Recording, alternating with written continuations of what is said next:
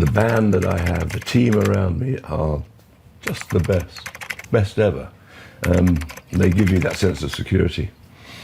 He was the quiet force behind Pink Floyd's most unforgettable sounds, until now. At 79, David Gilmour took his most direct public stand yet, backing harsh criticism of Roger Waters, a move that reignited debate over the band's troubled past. Why did he choose this moment to speak?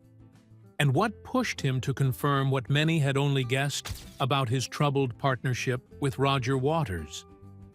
The answers aren't simple, and they point to a deeper story of power, betrayal, and the cost of creative genius. Stick around, because what Gilmour finally exposed will change how you see Pink Floyd forever. The roots of a rock legend. David Gilmour was born in Cambridge, England, into a household that valued knowledge above all else. His father, Douglas, was a respected zoologist at the University of Cambridge, and his mother, Sylvia, worked as a teacher and film editor. The Gilmour home encouraged curiosity and learning, but it wasn't a place where anyone expected their son to fall in love with the electric guitar. From an early age, David felt drawn to music, not to study it formally, but to feel it, to play it, and to let it shape his identity. While his parents supported his interest, they didn't fully understand the intensity of his passion. They saw his hours spent with a guitar as puzzling, yet they didn't stop him. That quiet support gave Gilmour the freedom to explore. School, on the other hand, didn't inspire him. David attended the Peirce School in Cambridge, where academics were the main focus. But his heart wasn't in it. He found textbooks dull compared to the thrill of working out guitar parts from records. He taught himself note by note, copying solos by artists like Lead Belly and Bill Haley. His first guitar, a Tatai acoustic, was soon followed by a Höfner Club 60 electric, an instrument that became his constant companion. He practiced for hours, pushing his modest amplifier to its limits, trying to match the sounds he heard on his favorite records. Gilmour wasn't aiming for technical perfection. He was searching for a voice that felt honest and his own. Gilmour's early in life was able to forge numerous important connections. One of the most important was the friendship with Syd Barrett. The duo struck up their friendship in school days over an ardent passion for music and spent their leisure hours jamming every other moment. The two had even stopped somewhere along the road to hitchhike to France, playing their music along the way in order to support themselves.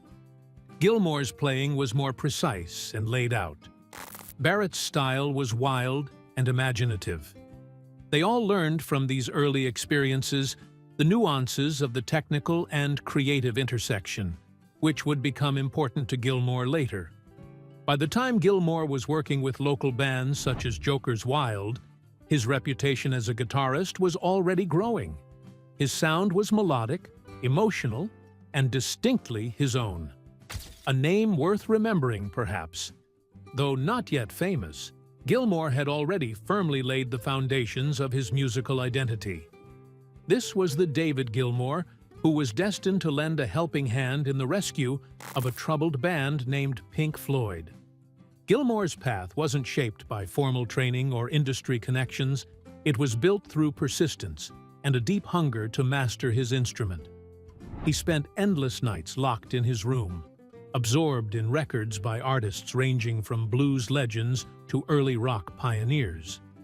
He learned not by reading sheet music, but by listening, feeling, and slowly making the guitar an extension of himself. Those years of self-teaching gave him not just technical ability, but a sensitivity to tone and mood that would later define his sound. By the time opportunity knocked, Gilmour wasn't just a guitarist. He was an artist ready to speak through his instrument in a way few could match.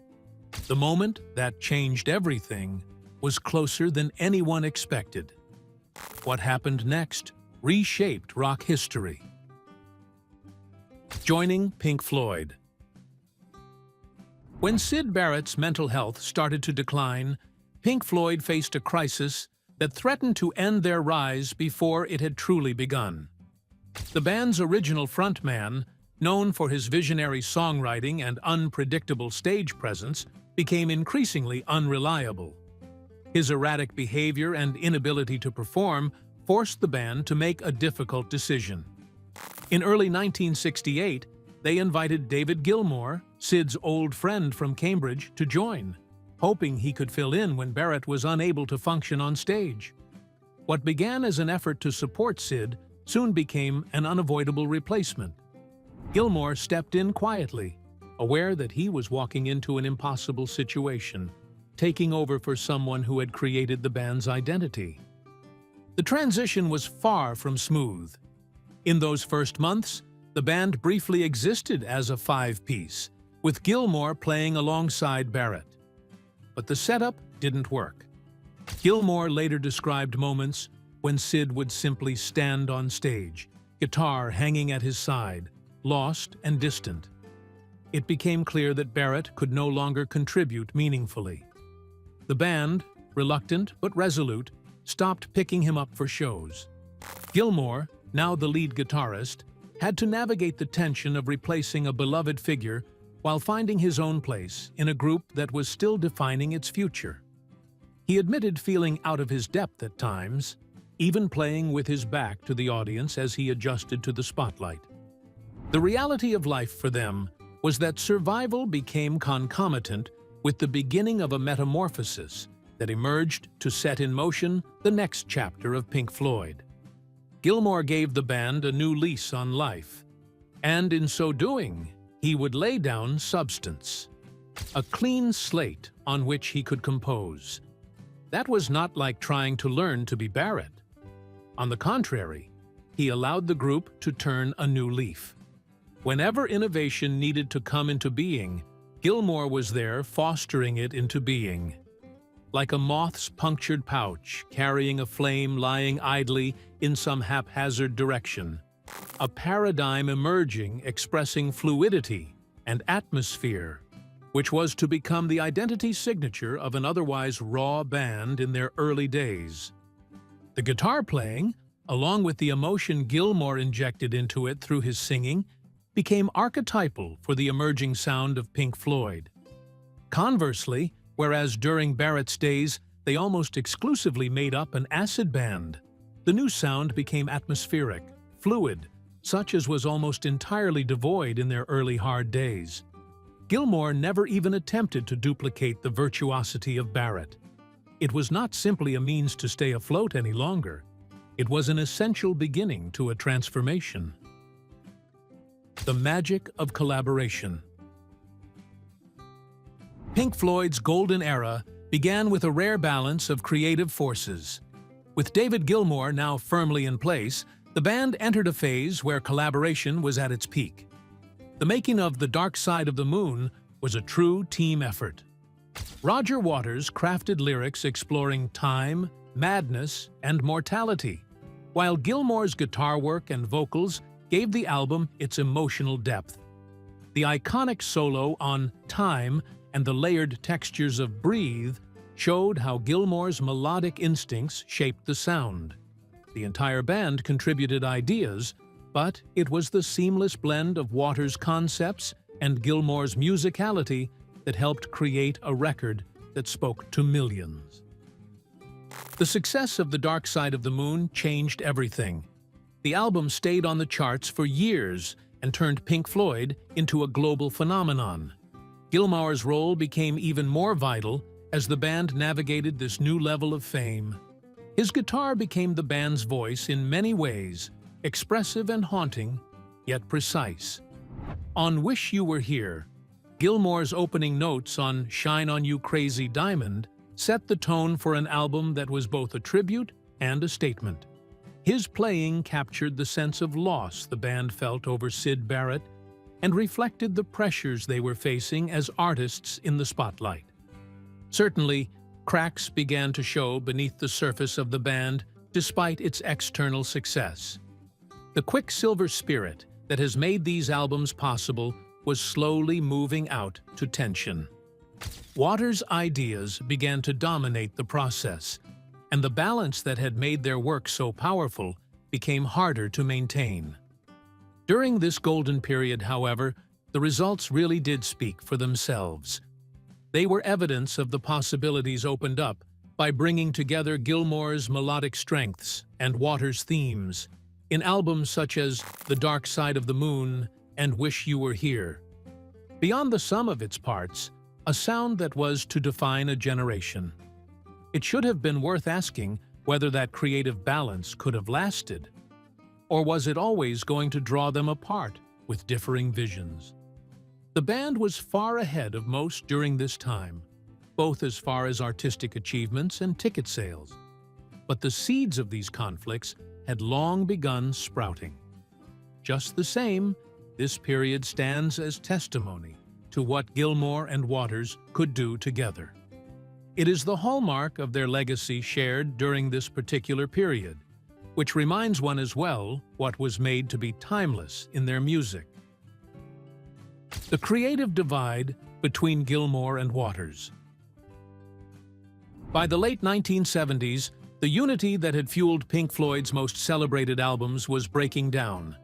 David Gilmour and Roger Waters no longer shared the same vision for the band's future. Waters was focused on creating grand, conceptual works that explored political and personal themes. Gilmour, in contrast, wanted to preserve the band's identity as a group that prioritized strong melodies and musical interplay. This shift became clear during the making of Animals, where Waters took full control of the album's concept and most of the songwriting. Gilmour's input was limited, and while his guitar work remained powerful, his influence on the broader direction of the album had noticeably diminished. The tension grew worse during the creation of The Wall. Waters had conceived the project as a personal rock opera, drawing heavily on his own experiences and frustrations. While Gilmour contributed crucial elements, including some of the album's most memorable guitar solos, he increasingly felt sidelined in the process. One of the most famous points of conflict was the battle over the song Comfortably Numb. Waters wanted a more orchestral, subdued arrangement for the track, while Gilmour pushed for a rock-driven version with emotional guitar solos. The final version was a compromise. Waters' arrangement shaped the verses, while Gilmour's vision defined the chorus and iconic solos. None but a strenuous working atmosphere set in during these sit-throughs. Gilmour, at one time an equal partner in shaping the band's sound, felt now that he was nothing other than a session player brought in to back essentially the increasingly mighty conception of Waters. The affliction spread over the music and personal affairs. Longtime member Richard Wright was sacked during the making of The Wall, a decision Gilmour has later admitted he regretted deeply. To Gilmour, the pleasure of working with others had changed towards sustaining the little left of the band's spirit under growing control by Waters. By the time they proceeded with sessions for the final cut, the situation had grown into an untenable relationship. Gilmour felt that Waters no longer considered his creative contribution, and the album was basically a Roger Waters solo album by all but name. His condition to be produced in the end was also eventually to spell doom to Pink Floyd. Gilmour's frustration at this time was not only a fight to influence, but also a shame to credit with the dying identity of the band. The bitter break. Following the release of the final cut, the conclusion appeared to have been reached in the long-standing partnership between David Gilmour and Roger Waters. The album was mainly put together by Waters, who clearly had little time for input from Gilmour, yet their friction was so evident that it could not be ignored. In 1985, Waters was announcing his split from Pink Floyd, convinced that the organization could not exist without him. Many fans and critics interpreted this as the effective demise of Pink Floyd. Not so in Gilmour's eyes. He thought the legacy of the band was the shared property of all of them. With this thought, Gilmour resolved to keep the Pink Floyd name afloat, although he himself knew of the tremendous hurdles ahead. At this point, a bitter court case was ignited over the appropriation of the name Pink Floyd. Waters argued that the band's dissolution was of the utmost necessity, as he had individualized their creative endeavors, while Gilmour disputed. To Gilmour, Pink Floyd was not just one person's vision. It had been built from years of effort by all its members. The dispute occasioned a media circus, with the argument going public. In the end, justice was served on Gilmour's behalf, and the band was permitted to uphold their name. The victory was personal as well as professional. It gave Gilmour the chance to prove that the band could thrive on its own terms. Focus diverts even from legal matters to brand new music. That was what it bore: a momentary lapse of reason. Born in 1987 as a new dawn for Pink Floyd, an album whose tone quite differs from those earlier works of the band, but is still the signature Gilmour guitar sound and atmospheric production. Critics were divided, the public made strong responses. The success of the album quelled the naysayers and proved that the band could move forward without Waters.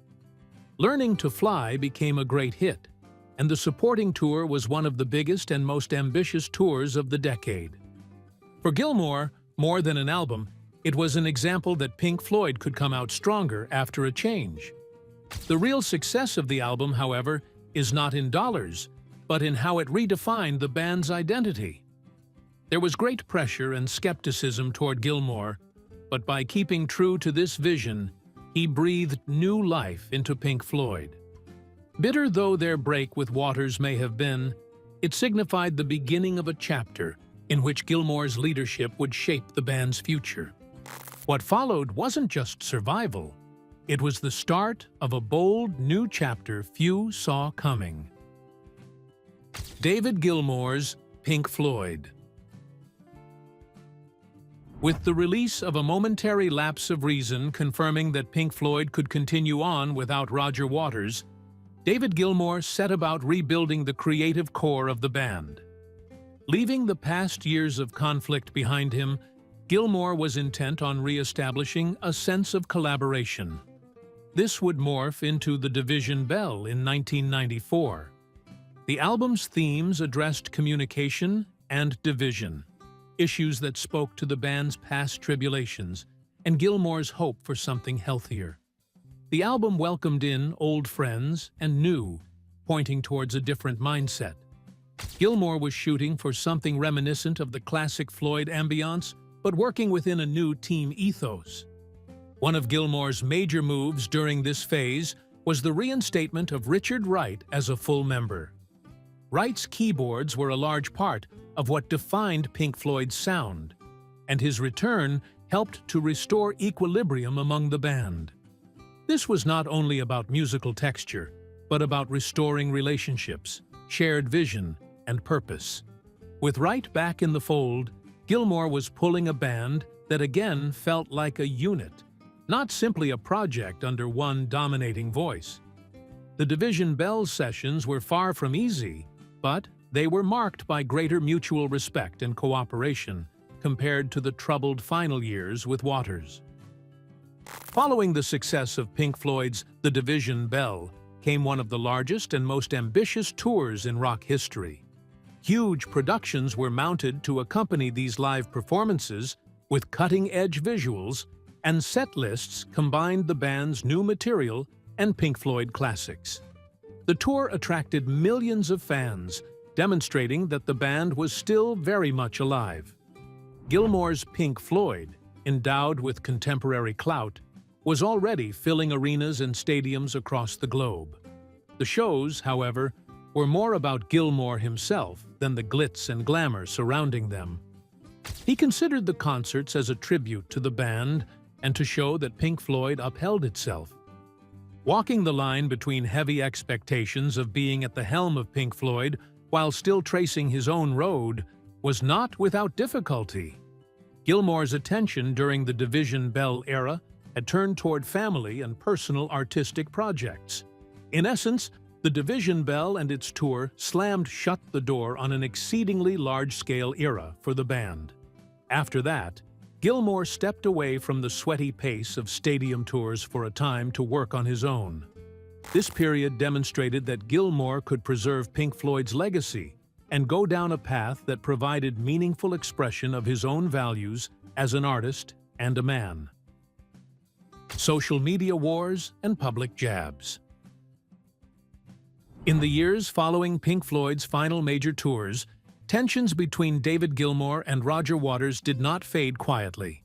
Instead, they began to resurface in public, fueled by disputes that went beyond music.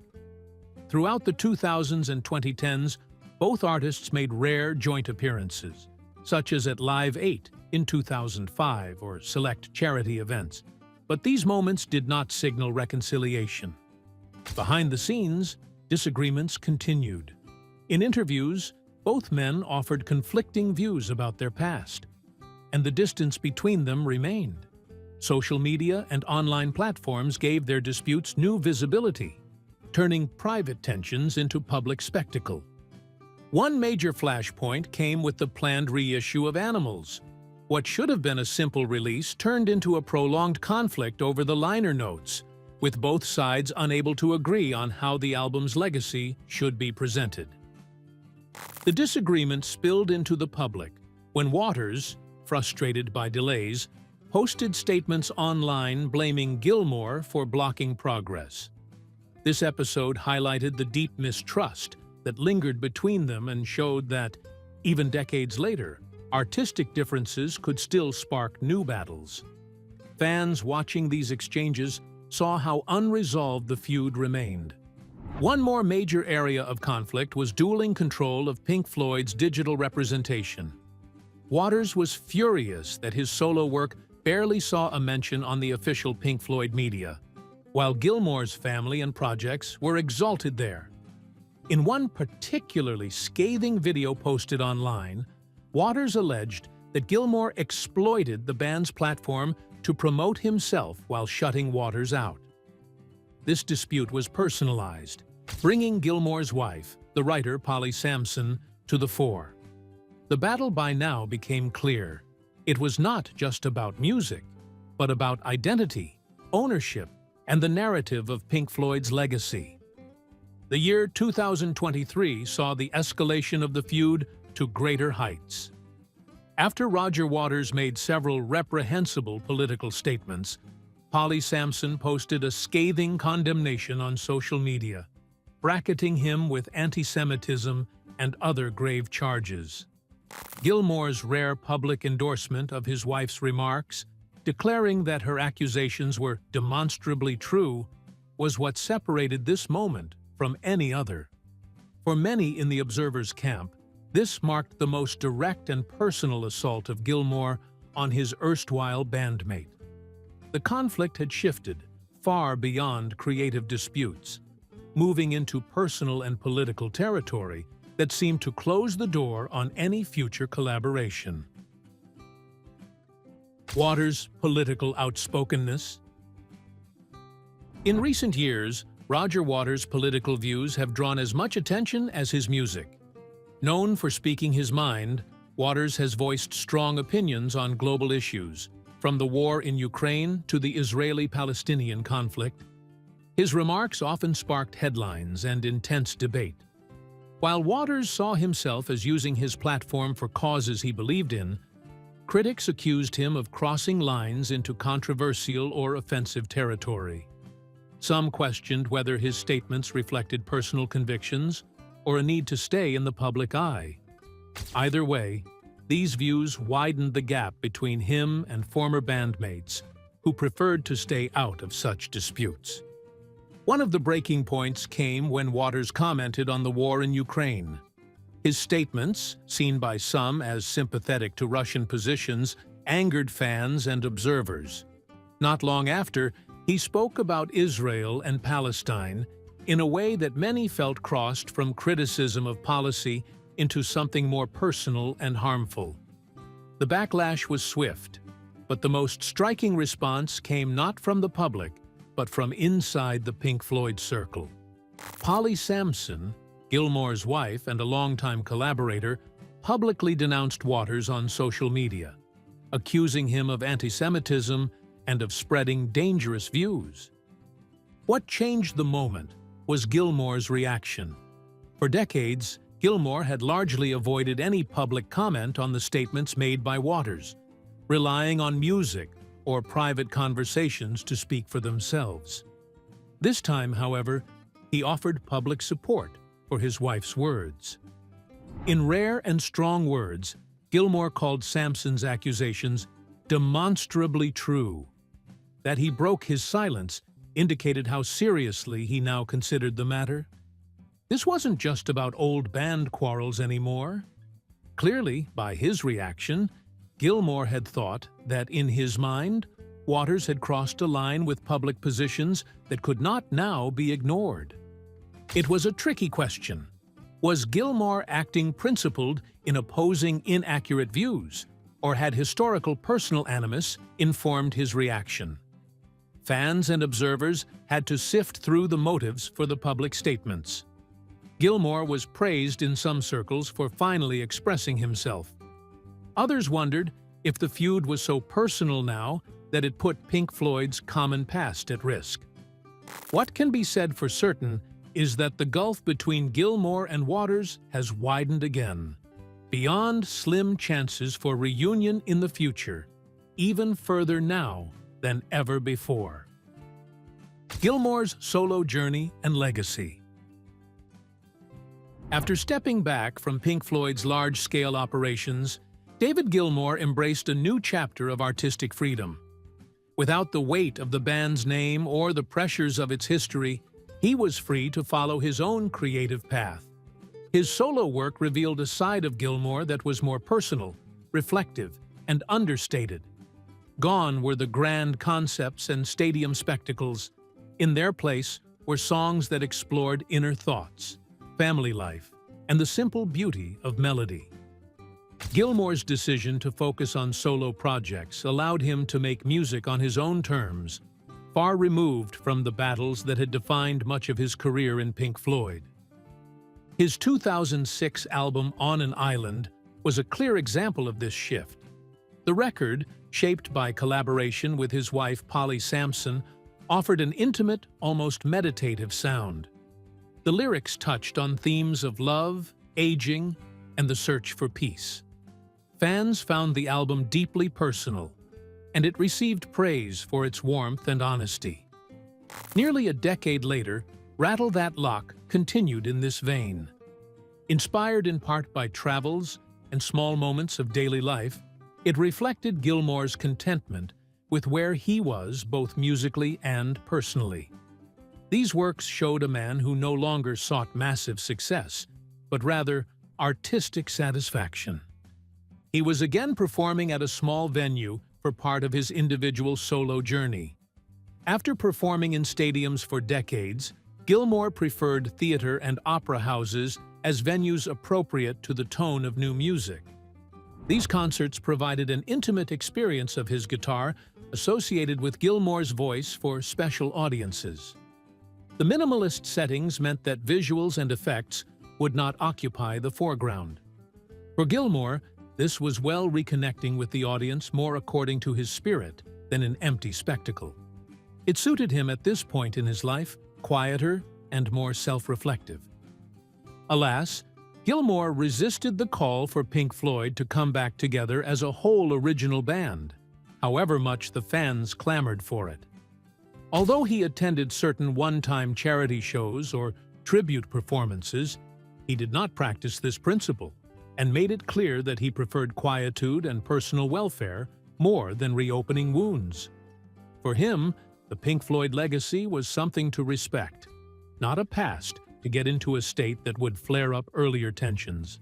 His way showed that when one matures, one does not need the name of an ensemble to make meaningful works, and that sometimes moving ahead would mean knowing when to let go. Just when it seemed the story had found peace, Gilmore's final word left no doubt where he stood. Why Gilmour finally broke his silence. For decades, David Gilmour stayed largely silent about the deeper reasons behind the collapse of his partnership with Roger Waters. While interviews touched on creative differences and past tensions, Gilmour avoided public confrontations or detailed accusations. But as the years went on, and as Waters' statements, both about politics and the band's history, grew louder, Gilmour's patience seemed to wear thin. By the time the public spat of 2023 unfolded, it felt like the end of a long build-up. Gilmour's decision to openly back his wife, Polly Sampson's criticisms of Waters, marked the moment he chose to speak plainly, after decades of restraint. Gilmour's public support for Sampson's harsh statements wasn't just a reaction to recent comments. It reflected something deeper, a desire to set the record straight after years of seeing the band's story shaped by Waters' version of events. Gilmour had often let the music and his quiet professionalism define his side of the legacy. But as old disputes were revived on social media and in interviews, and as Waters' political positions drew controversy, Gilmour appeared to conclude that silence was no longer enough. His rare, direct remarks seemed aimed at defending not just himself, but the values he felt Pink Floyd's name should stand for. Many have wondered what such a move could mean for a future arrangement such as Pink Floyd. Really, the odds of a full reunion had been slim for a long time. But Gilmour's public separation from diplomacy seemed to slam the door for good. If charity shows or once-off tributes had offered glimmers of hope, the turn from quiet distance to pointed words surely erased that hope. The question turned from whether the band could reunite towards how their separate paths would alter their common legacy, and how the fans would remember it. Gilmour's moment to speak out thus came with a cost.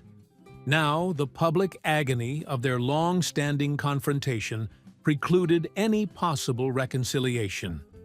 Yet, for Gilmour, perhaps the value was worth it.